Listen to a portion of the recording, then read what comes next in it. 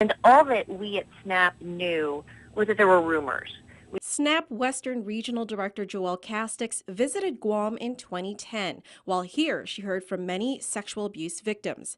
Many of them accused priests on Guam of molesting them, but none of those victims ever accused Archbishop Anthony Apparon of any form of sexual abuse. We had never been able to speak to an alleged victim of the Archbishop. Castix is responding to inquiries made by PNC after allegations surfaced against the Archbishop. Specifically, John Toves came forward claiming his relative was molested by Archbishop Apparon in the 1980s. Toves says his relative has never come forward because he fell into a reclusive state and, at one point, even attempted suicide.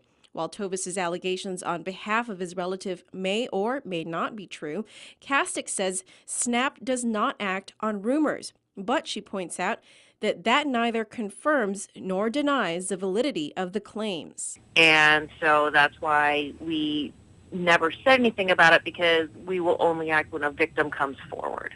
We've been hearing rumors for the past 4 years. I came to Guam in 2010, and I've been hearing rumors ever since then steadily that there were alleged victims of sex abuse by Archbishop Apparon, but none of them have yet to come forward. SNAP is a support group for victims of sexual abuse committed by priests.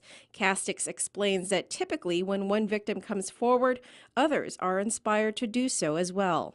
When this kind of public discussion begins and people start to show support towards victims, it's usually more likely that a victim will come forward. It's very similar to what we saw with Bill Cosby in the past week. It wasn't until the first victim came forward that other victims finally felt safe enough to do the same thing. Castix encourages anyone who may have been victimized by a priest on Guam to report it right away.